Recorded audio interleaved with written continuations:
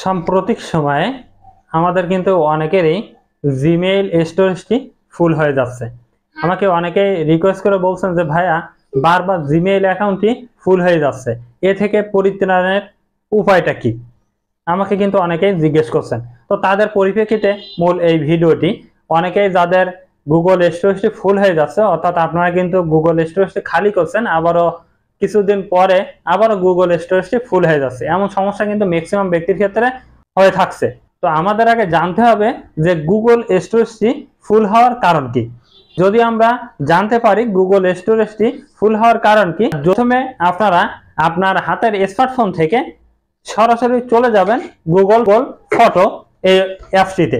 কারণ এই অ্যাপসটি কিন্তু প্রতিটা স্মার্টফোনে ডিফল্টভাবে দেওয়া থাকে। গুগল ফটোস এই অ্যাপসটিতে প্রবেশ করার পরে আপনারা ডান পাশে দেখতে পাচ্ছেন জিমেইলের প্রোফাইল আইকন, জাস্ট এখানে একটা ক্লিক করে দেবেন।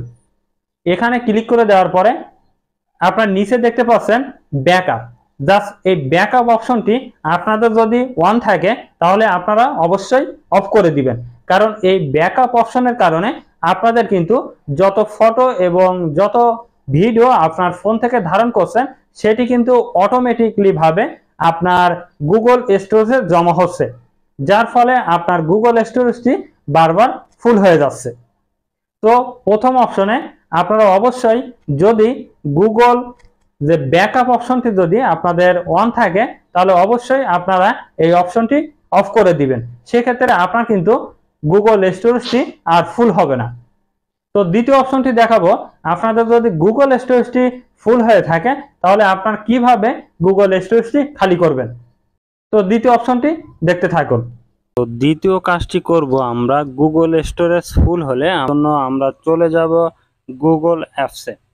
গুগল অ্যাপসে প্রবেশ করার পরে ডান পাশে দেখতে পাবেন জিমেইল প্রোফাইল আইকন, জাস্ট এখানে একটা ক্লিক করে দিবেন। এখানে ক্লিক করে দেওয়ার পরে manage your Google account, just এখানে একটা ক্লিক করে দিবেন। এখানে ক্লিক করে দেওয়ার পরে আপনারা এখানে দেখতে পাচ্ছেন এখানে কিন্তু 92% অলরেডি ইউজ হয়ে গেছে, অর্থাৎ 15 জিবির মধ্যে আমার প্রায় 14 জিবি ইউজ করা হয়ে গেছে। আপনারা ম্যানেজ স্টোরেজ, জাস্ট এখানে একটা ক্লিক করে দিবেন। এখানে ক্লিক করে দেওয়ার পরে স্ক্রল করে নিচের দিকে আসবেন, আসার পরে এখানে দেখতে পাচ্ছেন গুগল ফটোস। এখানে কিন্তু অলরেডি আমার গুগল যে ফটোস অর্থাৎ ছবিতে যে ফটোতে আমার কিন্তু অলরেডি 14 জিবি ইউজ হয়ে গেছে। গুগল স্টোরেজে যে ফটো অথবা অপ্রয়োজনীয় যে ভিডিওগুলো রয়েছে সেটা আমরা চাইলে কিন্তু এখান থেকে পার্মানেন্টলি ডিলিট করে দিতে পারবো। এর জন্য ক্লিন আপ স্পেস এখানে ক্লিক করে দিবেন। এখানে ক্লিক করে দেওয়ার পরে একটু স্ক্রল করে নিচের দিকে আসবেন, আসার পরে এই যে লাস্ট আইটেম, জাস্ট এটা একটু ডান দিকে সেভ করবেন। করার পর এখানে দেখতে পাচ্ছেন লাস্ট ফাইল, এখানে ক্লিক করে দিবেন। এখানে ক্লিক করে দিলে আপনার গুগল স্টোরেজে যত ফটো রয়েছে সবগুলো কিন্তু এখান থেকে দেখে নিতে পারবেন।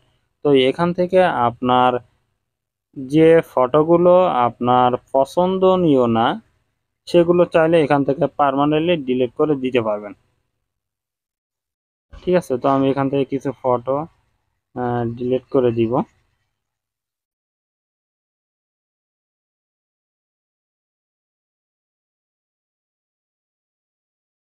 তারপর এখানে ডান পাশে দেখতে পাচ্ছেন ডিলিট আইকন, এখানে ক্লিক করে দিবেন। দেওয়ার পরে এই যে বক্সটি এখানে টিক মার্ক দিয়ে দিবেন।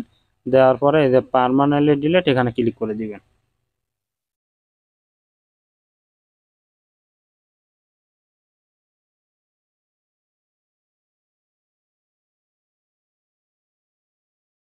তো এভাবে কিন্তু চাইলে আপনার গুগল স্টোরেজে যত অপছন্দনীয় ফটো আছে সেগুলো চাইলে আপনি এভাবে মার্ক করে পার্মানেন্টলি ডিলিট করে দিতে পারবেন। এক্ষেত্রে আপনার গুগল স্টোরেজটি খালি হয়ে যাবে।